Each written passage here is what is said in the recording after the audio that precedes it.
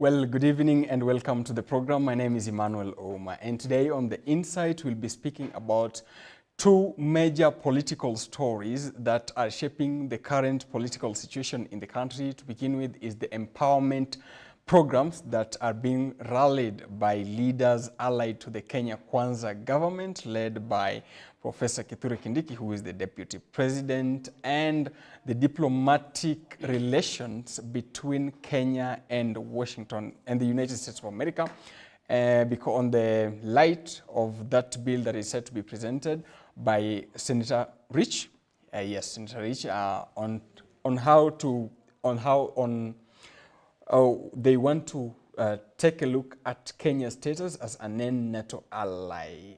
This has been going on for some time, and joining me in studio to discuss these particular issues is Mr. Odoyo Owidi, who is a political analyst. Thank you so much for joining us.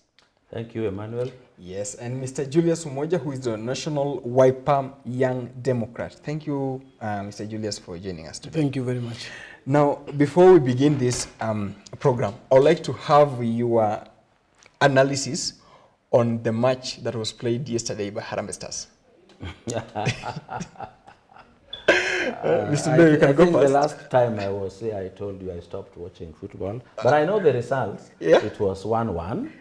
That is good enough. Of course, from where I sit, I wish Kenya victory, not just now, but right to the end of the tournament. Yes. And we remain with the cup right here in Kenya. Okay. That is my prayer. What about you, Mr. Julius? I think the games that Kenya Harambee Stars have played so far, I can say that if you compare them with the previous games that they have been playing, there's a lot of improvement in terms of the team management and the players and the energy that they have in the field. We still wish the Harambee Stars all the best ahead of their match that they have with the Morocco. Yeah. And I know that the president maybe is also fulfilling the promise that he gave to the players. 500,000. 500,000. This is nice. Gentlemen, we want to proceed to our conversation. The empowerment programs that have been rolled out across the country by leaders, especially that are allied to the Kenya Kwanza government, is this early politics, Mr. Julius? This is total politics from where I sit. And when this program started, it started all the way at Kapsaret constituency, where it was launched by Kapsaret MP Oscar Sudi. And you saw what Oscar Sudi did. Indeed, if it is an empowerment, we expect that at least our people should be given a fishing rod instead of fish itself.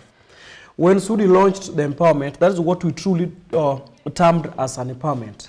Because he went there, if you are these people, the portion meal people, he could come with the portion meal, give you. And if you are someone who is doing chips, he could come with the fryers, give you. Some people also, as well as he gave the vehicles, border groups. So he really empowered them because he gave them what you call the fishing rod. But whatever I'm seeing right now happening, this one is total pure politics. Because if it's empowerment, we've seen a lot of malicious stories from the areas that the so-termed empowerment are visited. You saw in Machakos. In Machakos, a group received 2,000. In that group, there are 131 people. 2,000 shillings divided by 131, truly each and every person in that group got 65 shillings. So Kisii, the same thing happened in Kisii. In Kisii, actually, each and every person there got 64 shillings. What are you empowering with 64 shillings? And what are you empowering with 65 shillings that was in Machakos? But just to wrap it all, we've seen that when this story of the quoted empowerment came in place, we've seen a lot of MPs who are affiliated with it. During the launch at Kapsaret, we had around 50 MPs that accompanied that MP. We've seen 30 MPs, 40 MPs attending. But right now, the latest empowerment that was done we had the first August empowerment, which had 30 MPs, and today's empowerment was at Kikuyu, where only 10 MPs attended. I've seen a trend where I expect by next week or in 2 weeks from now, I'll be seeing 5 MPs, and that is how it will go to an end. Okay. It is not empowerment, that is pure politics. Mr. Doyo, what is the sustainability of these particular empowerment programs? First of all, what is it? Well, let's look for what it is. It is politics. Of course, politics is not illegal in Kenya. Yes, of course. Let us not confuse campaigns and politics. Campaign needs to take place when there's election around the corner. Politics is continuous and it is forever. But we can't politic the whole time. We can politic the whole time. Politics is with us, it can't go anywhere. It can't go anywhere, it will always be with us. What can go and take a break is campaign. That one can take a break. If the opposition has chosen to call what is going on empowerment, so be it. But I think the people who have been doing it are trying to popularize their own political side of the politics in Kenya. But the government sides, they side with the government all the time. Of course, that's what I'm saying. I am not denying that they are on side of the government. Okay. But we have two political formations in the country. The first political formation in the country is the opposition, which I now call New Mau Mau, plus their allies, and then the political formation that is supporting the government, that you choose normally to call KK, they are also there.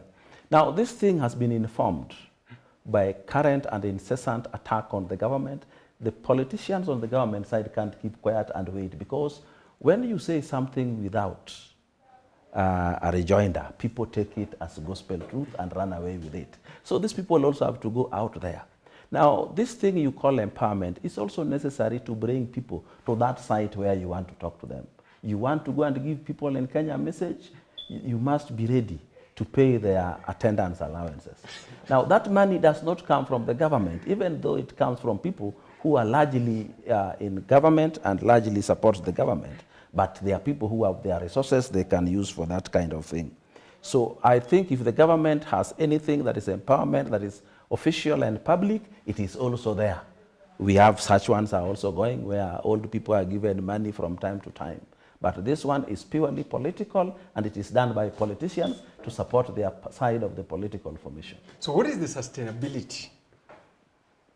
What are you saying? This thing, we have been seeing it forever. We have been doing such like things since time immemorial. They can even do it until election time and even beyond, depending on whether they have that money or not. So you see, for example, if I joined them from day one, by now I will be feeling fatigued, my money would be over, I can even walk out on the whole thing and let those who have more money continue. You know, sometimes back, immediately after the general elections, I was the chief whip of the Council of Chairpersons in Kenya. Yeah, and we are the ones who started this empowerment. We used to collect money as chairman of state corporations, and from time to time, we would visit an area nominated by one of the chairs, and we once went to my constituency, Kasipul, and we empowered about 40 people. So we had 40 women, and those 40 women, we left them with 1 million shillings. So what was the goal at the time? At the time and even now, you see, I think when you think empowerment should be a lot of money, there are women there who cannot even raise 5,000 to do a vegetable and tomato business. When we gave 40 people 1 million, it was a lot of money. In fact, the money was a lot. Many of them are now doing very well. So empowerment does not mean we give you all the money you want. We are also not giving you money you're going to spend, and then we give you money that you can use to boost your business.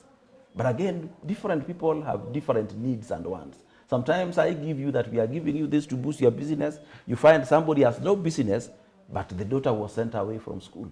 That can also happen. And we did it until we came to a stop one day. Of course, it's a very expensive thing. It is not easy, but that is what Kenyans sometimes want to see, to give you an opportunity to hear your side of the story in the national politics. Well, Mr. Moja, you are not agreeing with that. No, what Mwalimu is saying. In terms of the sustainability of all this empowerment thing, as I put it, this thing will end in the next 2 weeks. Because, for example, it has been there for a while. No, let us just take, for example, Walimu is saying that this money is purely from the individual's pocket who are affiliated with this particular project. I want to say that we know whatever an MP earns. We know whatever senator earns, because all those people who accompany those empowerment team, they are MPs, they are senators, they are governors. Let me just take, for example, an MP of the senator who earns 739,600. 739,600 in a week. I've seen MPs who are first term MPs. And this function here at place X this week, 200,000. Place Y next week, 200.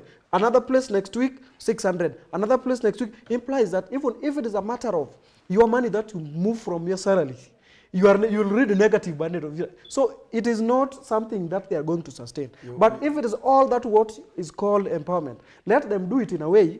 Deputy President is someone that is respected. There's no way, there's no accountability. Because I've seen him donate 1 million, 3 million for the president. But once they have left the podium, that the host MP will no longer tell people that we've collected such money and the number of groups that were there, this and this, there's no audit. We need audit. As per the constitution, we allow fundraising to be done for cases of empowerment, but under one principle, that there should be audit and there should be transparency. This money that are being collected for empowerment, there's no transparency. I've seen each and every, these group leaders that are left behind, they're the people that all of their group members, they go to them, that give us their money. You are given a lot of money, give us the money. And they, in fact, they don't even want to have that money.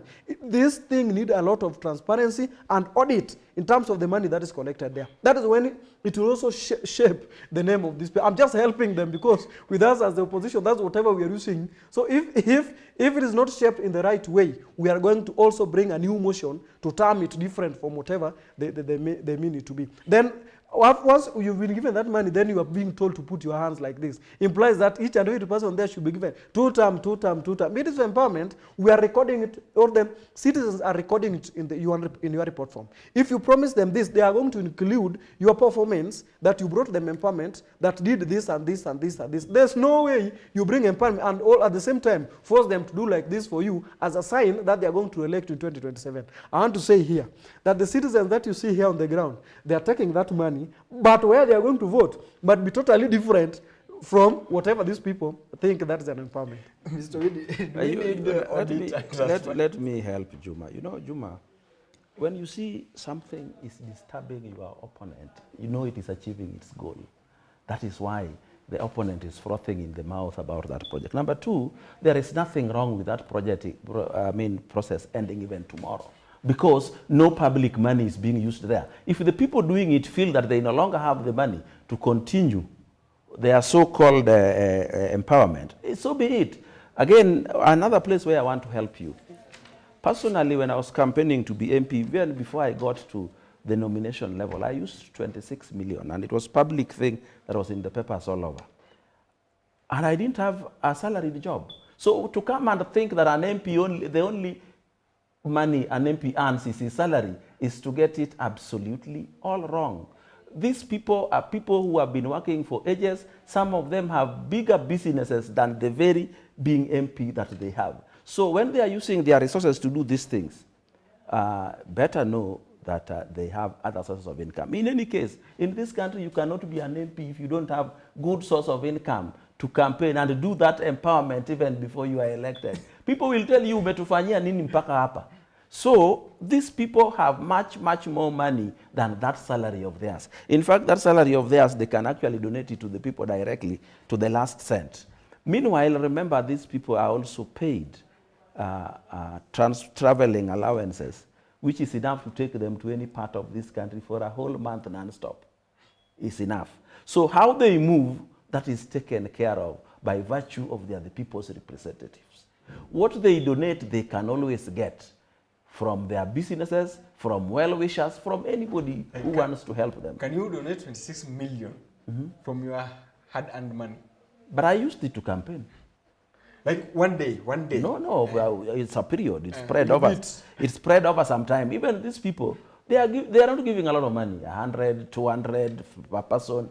That is small money. You know, the problem with people who don't have money, everything is expensive. And the people who have money, everything looks cheap. chucking out money and giving somebody 100,000 is a joke. It's something so small. So I think we shouldn't be worried about whether that thing will end tomorrow, where that money is coming from, where it reaches the people. Because it is their own decision to give it to the people.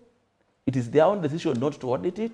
It is their own decision to decide at what point in time it will end. So let's take it that people who become MPs already have good sources of income. Take, for example, the man called Jalango. Jalango, even when he was going to be elected the MP for Langata, he didn't have a formal job, but he was making millions. He was a radio presenter? Yes. No, he had stopped that. By the time he was going, he had stopped. So if you want to talk about his salary, he had stopped earning that salary almost a year earlier. So I think to narrow things to people's salary and so on is to get this thing completely wrong. Salaries are just a way of compensating you for the work done. Even when I was going to campaign, when I was telling you I spent 26 million, I did not have a formal job. I was chairman of a state corporation, and that, the only thing you are paid is you are compensated for the work done for the day it is done. In fact, they are facilitating you to do the work.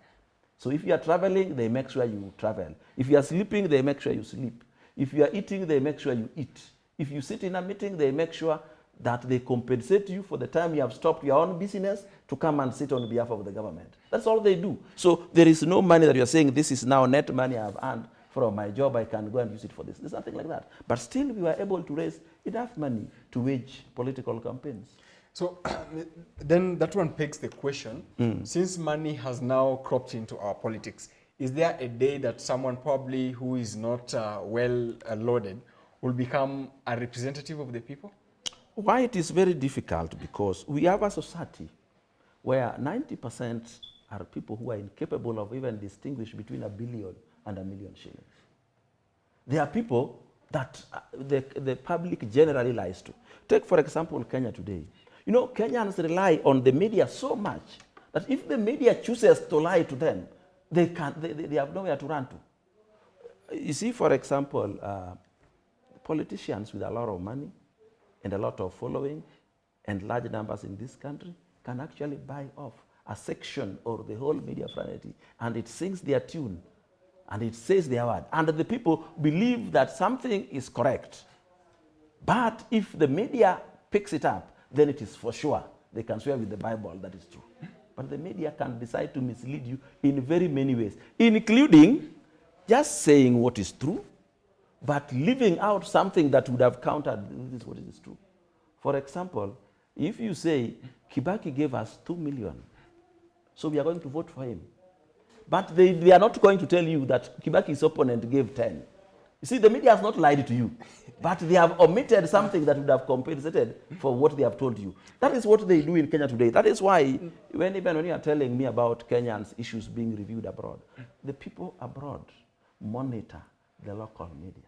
So it is what the local media says that they swallow hook, line, and sinker.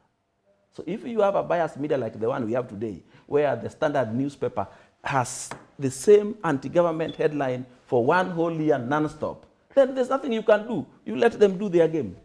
Do you agree? The same media headlines are more skewed towards extrajudicial killings. So I'm wondering if that is a lie from his end.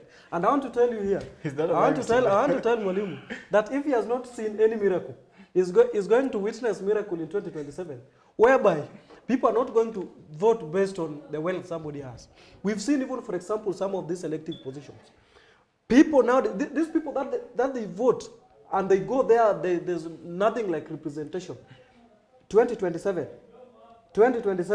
I'm informing you here, and keep this one for records, that is going to see miracles where some of these leaders that are going to be elected, not all of them, but some of them that are going to be elected based on how they can represent the people and how they can stand with them. You know, you can have 5 shillings. You can have 5 shillings, and these 5 shillings, 1 shilling can go to school fee, 1 shilling can go to build the church, and so on and so forth. But someone can have that 100 shillings, and that 100 shillings, all of it will be in the lodges, and all of it will be on the streets. That person, there's nowhere he will go. So this politics right now, the way it is, if you don't invest so much on this, and these youths, they have been pinched by the current things which are happening in the country. we elected some of these leaders so that they can go and represent us. More specifically, I want to talk about the MPs.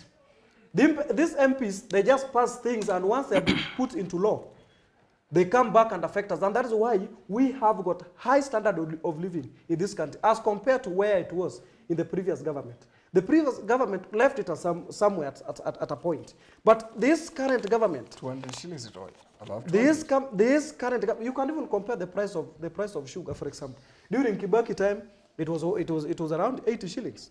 During Uhuru's time, it was around 120. Now, how much is it? So these are some of the things. I don't know whether Mwalimu uses sugar, but if you don't use sugar, Mwalimu, that price of sugar has gone up. The price of unga, it has gone up. This government, it should come and standardize. That's why we brought some of the experts. It brought some of the experts into the government so that they can help in the stabilizing this economy.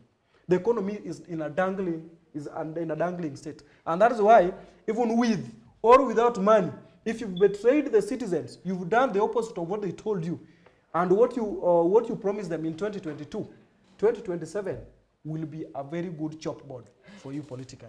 Mr. Leo, I want to help Juma. You know, just before you come in, there are some leaders who were elected in the last election correct, without having much in the pocket. correct, Madam Toto is a good example of that. correct. Yeah, so, you know. That one I also need to help you. You know, there is something here that is called tribal kingpins. When they endorse you, even if you have nothing, you'll be elected. Because they have sold a bigger thing. They are carrying a bigger picture. When you take a small picture and superimpose it on a bigger picture, it is not seen, it's the bigger picture that is seen. You get what I mean? I hear you. Yes. It will be a dot on the bigger picture. So the tribal kingpins have sold to people the idea of look at the bigger picture. And then you know Otieno is a very bad man. He's a thief, he's everything. But compared to the bigger picture we are looking for, we can just bring Otieno in for the sake of the bigger picture we are dealing with. Now, one thing I have to tell you, Juma, you know, there are a few things that we call emotional issues that determine how we vote. Mm-hmm. And I always tell these people, including my friend Emmanuel, one of them is love, the other one is hate, the other one is anger, the other one is jealousy, and there are a few others which control your emotions. They are not, for example, even nja, now leave anger. Anger can also control your emotions. That if I bring under the table something to make your hunger go away, itakuwa sabuni ya roho, you suddenly think I am a very good man. That is why you see people who have criticized one side of the political divide, so much suddenly changes and they defend this other side with a lot of conviction. You think, what has really changed? What has changed is his state of hunger has been changed. So this is what happens. So when you come here and say that you are this time going to vote people on merit and not depending on how much money they have, one thing you are missing to know, 95% of the people out in the streets who are going to vote do not have the type of brain you have. They have very low thinking capacity, low reasoning capacity. They are incapable of telling the difference between a nursery school dropout and a Harvard economics graduate as long as they wear the same clothes. They have no capacity to tell that. But that is why you see... the literacy level in the country has risen significantly. It does not matter illiteracy level. It is about intellectual capacity. There are even people we have with PhDs in this country. But when you listen to them talk, because what is in the brain comes out through the mouth. So when you listen to them talk, then you wonder if those pieces of paper they are carrying that is justifying their degree status are really true. So what I am telling you, it is going to be very, very difficult to run away with this thing. You remember the last time when we had a protest calling it Gen Z? Yeah, it only came from Kiambu, Thika Road, and Gong. In 26 wait a minute. I'm sorry, talking about the last time. Yeah. The last time means 25th June 2025. Yeah, okay. Remember? Yeah. And the Sabasaba. Migori was quiet as if Gen Zs don't exist there. But Kisii, there were hiccups. My friend, what we do, I think you people need to come up and see how we politicians operate. If my opponent is going to a funeral and I want people to heckle, I don't need the whole crowd. Just 10 people to ignite it. Then the whole crowd will yell at him. Migori, they were paid for. We have people, especially in our Nyanza region, that hire school buses to take hecklers to functions, and when they stand up to speak, the crowd goes up in frenzy, but they have been paid. Those are hired crowds. Kisii was hired. And again, Kisii give it, they have also been dangling to Matiang'i, ati hii kitu tunakupatia. How will they give it to Matiang'i if they didn't give it to Raila? Who gave them the 1963 power, gave them the 202 power, and gave Uhuru a handshake, and they still did not give him. So telling Matiang'i that they will give him anything is just to make sure that Kisii have hope. You know, the goodness with these people that I call low intellect people, they tend to get swayed emotionally. What their heart wants, if you tell them you are giving them, they believe you, even when you have no capacity to do it. You know, it is like a man meets you, he's himself rode there in a bicycle, yeah, and he's telling you he's going to buy for you a Mercedes, but because you love him, you will believe him. That is the problem. When you give people what they love, they believe you even when you are lying. What they are hoping for, they believe you even when you are lying. So in politics, people are going to believe you as long as you are telling them what they would have loved to hear. Now, Mr. Umoja, will you believe politicians even if they're lying? You see, some politicians are lying. Literally, some were just born to lie, so that at least they can sugarcoat. They can sugarcoat or make the crowd listen to what they say. Generally, you see, there are some things that even you see this Kenya Kwanza government. There are people that just lie literally until the function that they had at Kajiado, until the Prime Cabinet Secretary told one of the women reps that whatever you are saying, even if people hears it here, they are going to judge this government, not whatever you said. This Kenya Kwanza government has some leaders that they lie at night, they lie during the day, they lie in the social media, everywhere they have to lie. I want to tell you here, Mwalimu, that this demonstration, it doesn't mean that if Migori was silent. In fact, if Migori was silent, the McQueen that has never been seen on the road was seen on the road. If Homa Bay was silent, Kitui, that has never been seen on the road, was on the road. If Homa Bay, if Siaya was silent, Meru, that has never been seen on the road, was on the road. So silencing the Luo Nyanza, only that the Luo Nyanza is a stronger catalyst. Luo Nyanza is a very, very strong catalyst towards this demonstration happening in the country. But this demonstration, if there's anything that is triggering, the motion, because these Gen Zs, and the combination of Gen Zs and Generation Alpha that is yet to come will be a bombshell, because these people, they are pinched by the same thing. It is a high time. I think you are talking about conclave and so on and so forth. It is not even time for the conclave. What we are supposed to do, come, have some clear measures. That what are some of the causes of 1, 2, 3, 4, 5? Because Gen Zs, they are leaderless. They are leaderless. Nobody is their leader. So anything that they say that these Gen Zs who are on the streets, they have been funded by so on and so forth from Mount Kenya. These Gen Zs who are on the street, they have been funded by so on and so forth. No, the Gen Zs are leaderless. And if you think I'm cheating you, then wait for something that will be triggering again Gen Zs, and you'll see how they come in large numbers so that they can defend anything that is in the government. However, we have got several ways through which we can air our grievances to the government.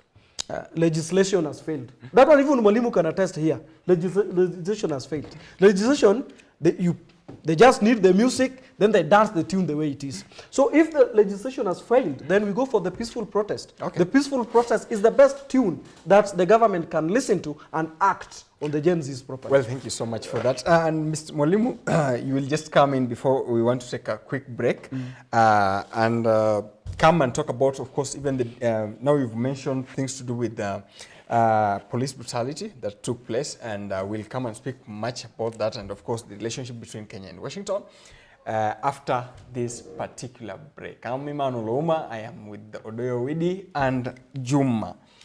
Thank you. Stay tuned.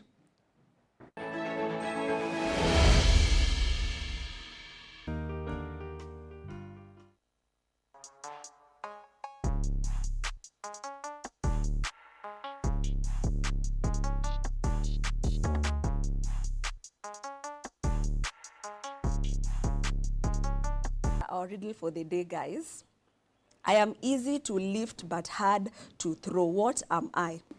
I've been a sculptor for many years now. It's about 44 years since I started doing as professional state artist. For 44 years. That's almost half a century. But now, where did it start? Before the 44 years, where did it start? Art, for me, I use art to document culture and speak more about human life and activities through art, because I regard art as visual literature.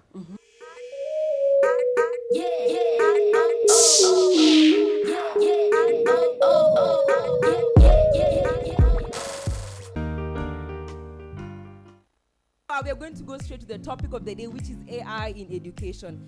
AI in education. AI is called artificial intelligence. I think this is something that computer techs designed to make our life easier. If you just write everything that's on ChatGPT, when you're going to your work or whatever you want to do, your interview, you're going to feel miserable. We are going to use AI to show out your creativity, then that's not really you who did it, but like there's AI and there's you combined together. AI should be just there to maybe enhance your points, but not just to generate for you the answers. I think it's like 50-50 because sometimes it's like, yeah, you're just using it to like enhance like your creativity, and then other times it's like you're just stealing other people's ideas. You're not like really thinking.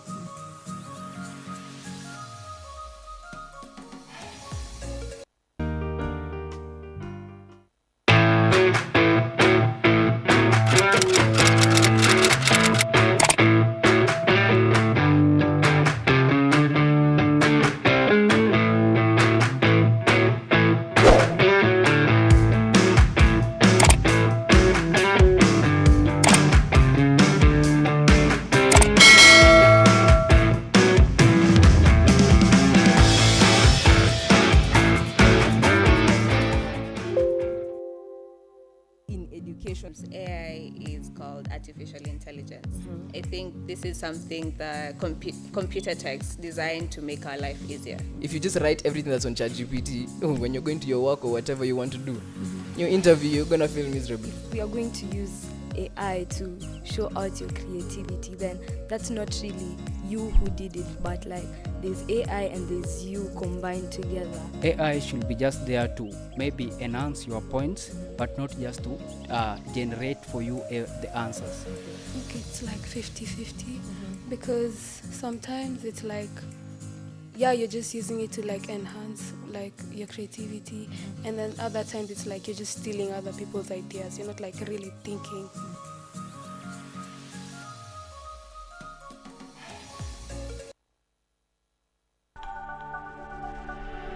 Everywhere GBS.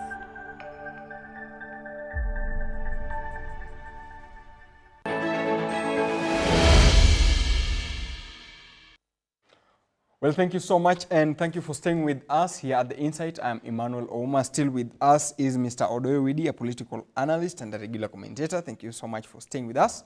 And Mr. Julius Umoja, the National Wiper Young Democrats.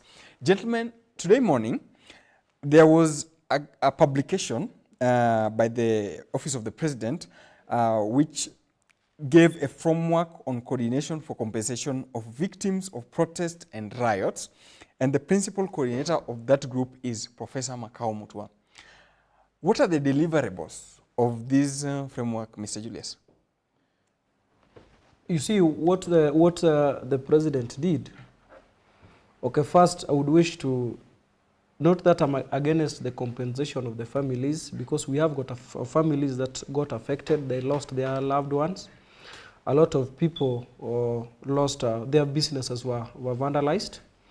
And so that they can be in a position to maintain their living standards. Though we cannot buy life, but at least that form of compensation. Compensation one it should be the last priority after some of these, after these people who are behind these killings have been brought to book. The president should not affirm, and you will see this one here, that those people who had been brought to book, that they were behind these extrajudicial killings. Once this compensation will be done, some of them you'll find that they will be released. Let that one not happen.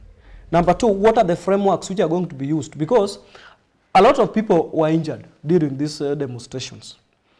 Some were injured on the leg, some were injured different parts of the body. Injuries are different based on different scopes of the injuries. So which people are going to be compensated? Because if somebody says that me, I was shot on the head, I was shot on the chest, someone on the chest have been compensated, someone who was shot on the leg has not been compensated. So these people, they must come clear.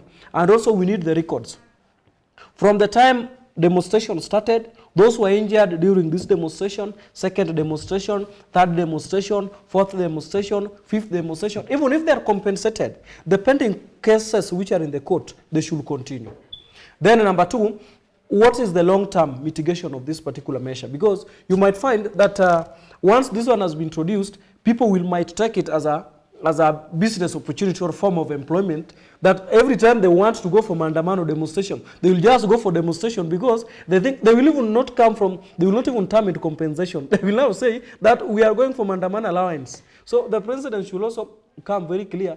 I don't know whether it is something that will be sustained because demonstration, the frequency of demonstration also cannot be measured by those people. Demonstration can happen today, it can happen tomorrow, or it can happen this month, it can happen next month. So the frequency of the demonstration, it is very difficult to plan it without knowing the frequency of the demonstration. So it is a very good thing, but sustaining it, very different, and also the scope of the compensations of which people to be compensated and which people not to be compensated, that one should be brought to book. Then number three, we need clear records. Even that one you might find that some people in this government might add even ghost people in that particular list. We need it very clear, and that list should be made public, the amount of compensation, and the families should be in a position to align with that amount that has been set for compensation. Because you find that these incidences were different. Someone who was shot on the head, anapata ngapi? Mwenye has just ligongwa tu kidogo, anapata ngapi? Mwenye alipata nini kwa kifua, anapata ngapi? So these measures, it is something that is so hard, and the government should just come with a robust mitigations so that we can have equity on these people who are affected during the demonstrations. Thank you so much. Mwalimu, do you agree with the president's directive, and what are some of the key deliverables probably you want to see coming out of this framework that has been put in place? I, of course, didn't agree with him until he said it is the public interest that this is to be done, because number one, the moment you begin compensating victims of the protest, it is like you're admitting that they were injured against the law. Number two, we are going to be encouraging public protests in the future. Kenya is full of people who have lost everything. The only thing they are carrying left that they can sell is their lives. They would come and sell their lives on the streets, maybe even to take their children or brothers to school. They would come and taunt the police in such a way that you will have to harm them. Yet, even these things that people are saying, oh, shoot to kill order was given, nobody gives shoot to kill order. It is the law that does it. The Police Act Schedule 16 normally says the police must use the firearm to protect life and property.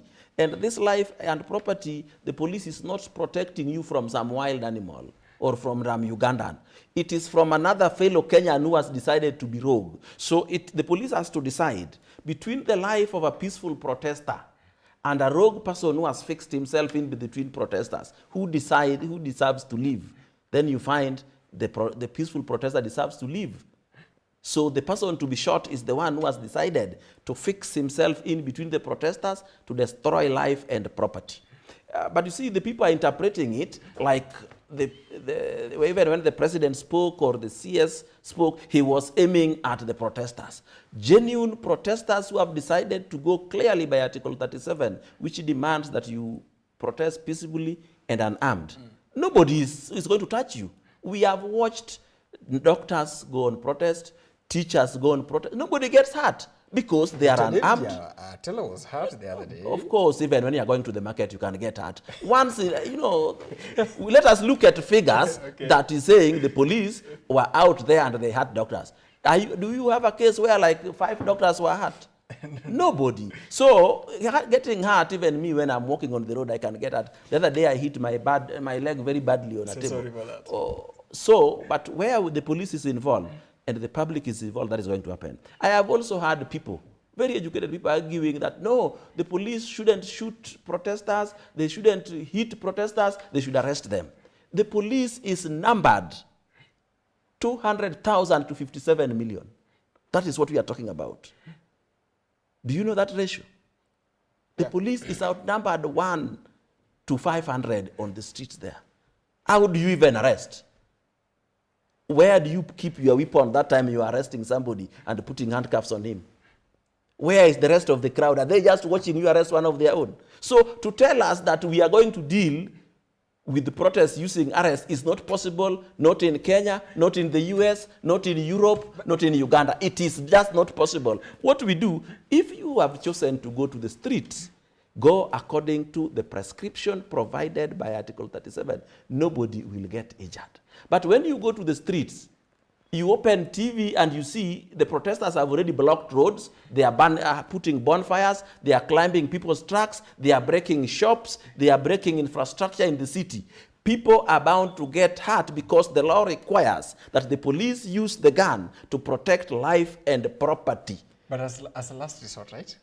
Of course, it is a last resort because if you are having people in the streets who have ears and eyes to know what the law requires of them and they break him and they still want you to pamper them, I think if I were the president, I would have not even attempted even to instruct people what to do. I would just remind the police of what the law says about life and property of fellow innocent citizens that are being destroyed by hooligans who have decided to join in the protesters. Even if you are a Gen Z and you have not come to protest as a good Gen Z, you have come to loot, you have come to steal, you have come to injure the police, then put your life on the line. That is what is going to happen. That is what is going to happen. So when the president said these people are going to be compensated, I agree because there's a lot of pressure, but it is going to be very difficult to do. But I think people must also interpret what the president said correctly. A committee has been formed to come up with a framework of doing it. Yeah. And let me shock you, it is even possible that committee come and say it is impossible and it is illegal to do that. It is possible and it is illegal. They can come up with that. So let us listen to what they will come up with and say. Because if you are going to compensate, are you going to start with 1963? Are you going to compensate the people who died in the protest of Ouko? You know, when Ouko died, that is the first time people properly went to the street in Kenya. Personally, I broke my arm in that protest. And nobody hit me. It was just the melee. So that is something that is going to be very difficult to deal with. In fact, some of the people pushing for it, I don't know what they really mean. But whatever they mean, let's wait and see what the committee comes up with. Mr. Julius, to what extent should the police use their guns so that they don't fall into what we call police brutality? You see, Walimu says that at least this protest, you must be prepared for any outcome that is in line with it. You must be prepared for the good or for the bad, especially if you've dedicated yourself to go to the streets. Now, I'm asking that we have, for example, the baby Bridget here at Numberi. Baby Bridget was there in the house, 12-year-old child that was doing the assignment. Actually, that student was doing the homework at home, just in their house, was shot from the head. Was she on the streets? No. Boniface Kariuki, just a mask vendor within the streets of Nairobi. Actually, there's no harm that he did even from that video clip. Shot on the head. You saw what happened at the river, Mulolongo. So I think this police, we have this police brutality. It is what is catalyzing most of these negative reactions from those people who are demonstrating. Because for you, before you demonstrate, there's a memo that's always, the notice is always given to the inspector of police. And they always affirm that and approve. And the notice is always given in a good time. Once they approve this notice, What else? You find that Ngong Road is blocked, Mombasa Road is blocked, Thika Road is blocked, Kiambu Road is blocked. And even these people, and these are the people that are going for work. You block, and yet the memo that was given, the notice that was given on the area, a specific area and the time and the reason for the demonstration is already set clearly. I think this police, whatever challenge that I also concur, is that they should be, they are not in a position to differentiate, because as people go for demonstration, there are people that have ill motives of going to loot other people's property, and there are people that are going genuinely for demonstration. So you find that these people who have ill motives are utilizing that particular space to go and loot, of which that is totally bad. That is that is totally bad. And if they are dealing with those people, those people might run, then they will be in a position to catch. Then also there's a police citizens attack. Police citizens attack. You've seen people throwing stones at them. Then with them also, they throw the tear gas canisters, and someone takes the tear gas canister and returns to them, and that person maybe, for Gen Zs, they call him the returning officer. I think those are the scenarios which are very worse, and they catalyze or they bring a lot of anger to the police, and the police brutality continues. So it is a way that if you've given the notice that you are going for the demonstration, avoid attacking the police, and also the police will no longer attack you. But the demonstration, truly, it should remain the way it is constituted, because that is the best language that this government understands. I want to plug in a few holes that would be good not only for Juma and you, but also for the audience out there. Let's start with this idea of going for protests. Yeah. There are many things we can achieve without going to street protests. But also when we choose to go for street protests, we must go for objective things which are achievable. That we say, we wanted this, you have done it, now we are off the streets. But when you go for things that are not achievable, for example, you are going that because there's unemployment. How are you going to achieve that by going to the streets? How long are you going to the streets until you are satisfied now the jobs will be there? So, and again, there are also things we can go to court about. There are also things that we can petition Parliament about. For example, the finance bill. That was an issue of Parliament, but it was put on top of the President, because in Kenya people believe that the President should control Parliament, which is not the case. It was a bill of the executive, right? The finance bill. The finance is always that way. Yes. But the people who decide on it is Parliament. Parliament has the power. Yes, it has the to power. amend it the way the Gen Zs want, even to drop it all together the way they want. So you are leaving the people who have the power, the 349 of them, and you are coming to attack one person, the President. So you want him to break the law by trying to control the Parliament. So I think we also need to remember that when the President... Well, I think we need to be realistic. Members of Parliament, at the time, most of the time, they were allied with the UDA, with the government. That is the reason why you should cane them until they stop being allied to the UDA. That is the reason. The people you needed to cane you, Gen Zs, were those MPs. In fact, you should have even looked for them in their houses and they tell you, are you going to vote for it? Yes. Okay. Are you going to vote for it? No.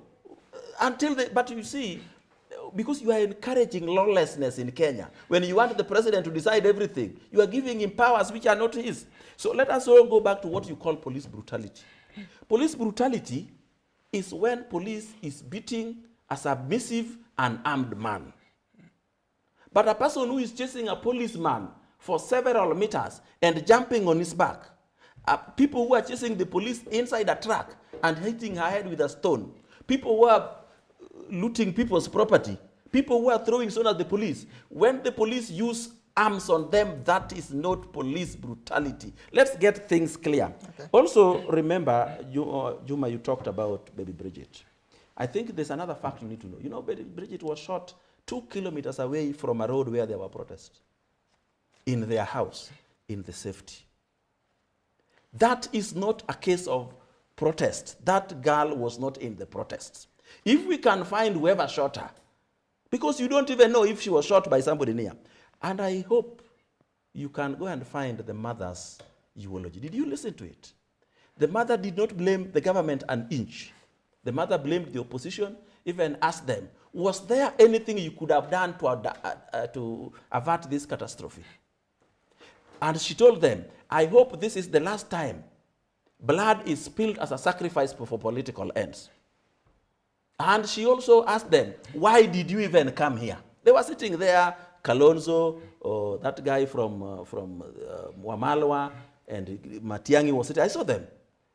Yule mama aliwasomea 1 hour and didn't blame the government, and because that mama knows where her child died, and she probably even knows that child died unrelated to protest, but they wanted somebody to blame the government. In politics, my brother, your own brother will kill you to achieve political ends. You see, like that policeman who was transferred and he refused to go, and he was calling the CS names, and he was calling the government names.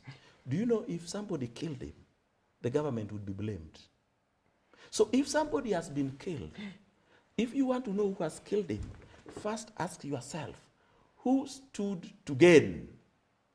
That man, if he's killed, the government stands to lose, the opposition stands to gain. So who would want to kill him? The opposition. Governments don't kill people because they are annoyed, because government is not one individual who can be annoyed or angered to an extent. You wanted to intervene? Yeah, I wanted Mr. Julius to intervene. You see, police brutality in Kenya is one of the reasons why Senator Rich is probably wants the US state to review the NATO alliance of the country. How grave is it? You know, if you compare whatever is happening right now in Kenya, we are coming in the state of where majority of people are perceiving to be the lawless. Yes. Whatever is happening, we've seen even some MPs, they say, mimi nitafanya hii, na mwisho hakuna kitu mtafanya. Those are MPs. Nobody is above the law. In every sector in this country, nobody is above the law.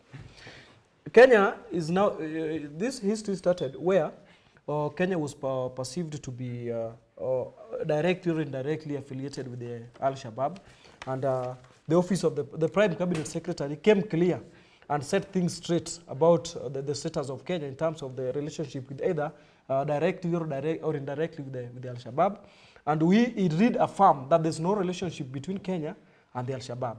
But whatever is happening currently, and I saw, and also Mwalimu will try to also to give us, to shed more tears on this, because they are saying that there's somebody here out of the country who is trying to bring or give Kenya an image that is not it. In terms of the legislation, you cannot compare the legislation of Kenya and the legislation of the US. Right. These are facts. You know, the legislation of Kenya, we have the constitution, we are guided by the constitution, but the implementation of the constitution is very chaotic. But in the legislation of the US, they have the constitution, they adhere to the constitution, and the constitution, there's nobody who is above the law in terms of the constitution of the US. If the same thing is implemented here, and I know maybe because Mwalimu also has some political ambitions, maybe either 2027 and beyond, and I know if he wins, let him also be a true ambassador of those who are going to implement the constitution of 2010. That people fought for. Without all this, a lot of countries will still come on board and will still blame Kenya on what is going on the extrajudicial killings and also the police brutality. Emmanuel, you cut me short when I was explaining a few things. Yeah. And it is a way of doing this show so that each one has a chance. You should definitely. So I only spoke about Bridget Njoki. Yes. And I told you what happened. So from where I sit, Bridget Njoki was sacrificed by the opposition to blame the government. No. You will come, don't worry. You will come and talk about it. Yeah. And even now that you have even let me left my line, let me tell you, there was a man who was killed in the police cells called Albert Ojwang. Do you think if Lagat, the deputy IG, wanted to kill Ojwang, he would go to Ojwang's home with 6 policemen, all identifying themselves and their ranks? Pick Ojwang, go to Mawego police station, record again, bring him to Central, record again, then kill him. I think that's stupid. Why don't we think out of the box for once? We have known stories in this country where you get arrested. The person who has had you arrested is very important. I mean, it's very powerful. What does he do? He arranges with the sentry policeman to allow thugs into the cells, to assault you, probably including sodomizing you. By morning, they have gone out and they have disappeared. You have no idea who assaulted you. You cannot tell their names. You cannot tell their surah. And it has gone. Sometimes even the OCS does not even know. So let us think widely and know to what extent can politicians go to achieve political ends. They can go very deep. There are some stories I would not even tell you. But for the case of Boniface Kariuki, that was an individual decision made by a rogue police officer to shoot an innocent person in the streets. He must take full responsibility, including a murder charge. Let me tell you, if you are the principal of a school or the vice chancellor of a university, and a student commits a crime, you cannot take responsibility. He has to take it. Or even a lecturer or a teacher. You cannot take responsibility. They have to take it because the decision was made without an order at that point in time. But the command structure? The command structure cannot know. Even those institutions have command structures. You take responsibility for what you have done. Even soldiers at war, what you do, where you are, with whom you are, you take responsibility. Unless there is an official command that do this, then the person who has given that command will have to take it. But an officer who talks to a person in the street, then decides to shoot him, where does even the IG come in, let alone the president? Even his commanding officer does not come in. So let us not take everything done by the police and beef it on the government. Those people must take responsibility. We have in the past had the death of Baby Pendo. That was an innocent life. But again, in a war zone, collateral damage will always be there. It can never miss. Innocent people, innocent animals will die out of the war that is going on. I remember there was a policeman in Uganda who told journalists that if you have come to cover the protests, the police are not protesting. It is the protesters protesting. So be on the side of the police as you cover the protests. But if you are on the side of the protesters, that you cover the police, when the police uses force on the protesters, that force may land on a journalist. And I have never seen somebody so brilliant and logical like that. But also remember, there was a protest here in 2017 after President Uhuru Kenyatta was elected. Yes. And I think members of the opposition were in the streets. Yeah. Somebody with a Land Cruiser Prado that was carrying public address system believed from State House literally rode on the crowd, through the crowd.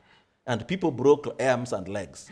And we did not have so much hullabaloo from the media and everybody else, from these people we have today. So what I want to tell you, Juma, as you go home, Julius, think through this.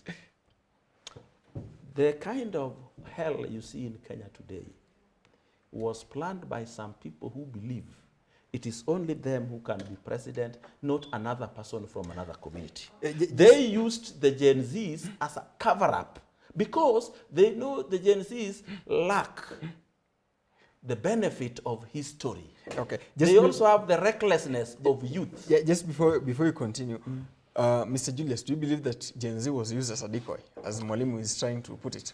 First, let me set the records clear that as the united opposition, headed by our core principles, we have Rigathi Gachagua, we have Kalonzo Musyoka, we have Martha Karua. As you conclude. We have Matiang'i. There's nobody who had a hand in the police brutality and the killings that we had during the protest. They are very clean. They attended. They told people the truth, except for the mismanagement that was done during the baby Bridget's burial at Githunguri. And we also know all and the person that were planning all these things, and it did not come out in the clear way. In a nutshell, I'm trying to say that we've reached a point, and I'm still encouraging the government that if it means that whatever is going on is empowerment, let them do it in the right way, and let them do something that at least can uplift of the living standard of the common people. Yeah. People are suffering outside here, and out of the suffering, we also judge them. We have the report form, and we are going to take whatever they have scored, what they told us in the manifesto, take whatever they have not scored wrong, whatever they have not scored wrong. Okay. And as we speak, we are still under one philosophy that if it reaches 2027, Dr. Stephen Kalonzo Musyoka will be the president. Now, Mr. as you conclude, give us your view on that. I think let's say this. I heard my friend talk about the people in the government have become liars. But there is somebody we know in this country that I can swear with you today. If you bring for me one statement he makes today, I would bring for you another one, the opposite of that he made in the past. And that is one regarding Gachagua. Whatever he tells you today, He's not here. I will produce for you something he made that is contrary to that in the past. Today he said that, he had to leave President William Ruto because President William Ruto was looting the country and he could not. He was not as greedy as Raila Odinga to stay with President William Ruto as he rules the country. But he's forgetting that he was impeached, he didn't leave. He was forgetting that he literally pleaded that they save him not to be impeached. He actually fought the impeachment. Now he's telling Kenyans, like it happened 50 years ago, that he left the government because of corruption. Please, give us a break. Thank you. I think we'll have that conversation in our next meeting with Mwalimu and Mr. Julius Umoja. Julius, thank you very much, brother. That was Mr. Julius Umoja, Wiper, National Wiper, Young Democrats, Umoja, and Mr. Odoyo Owidi, a political analyst and a regular commentator on our show. I am Emmanuel Oma, and this has been The Insight. Thank you so much for watching here at GBS Television. The conversation continues in our social media platform, X, Facebook, and of course, YouTube at GBS Television.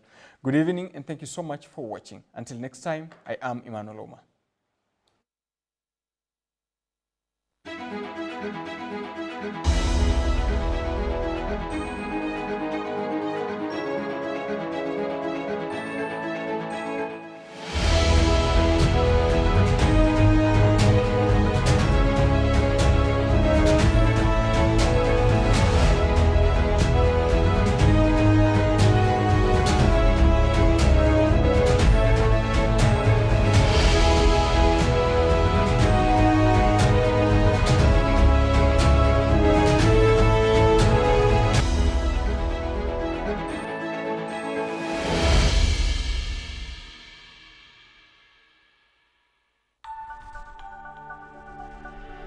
Everywhere GBS.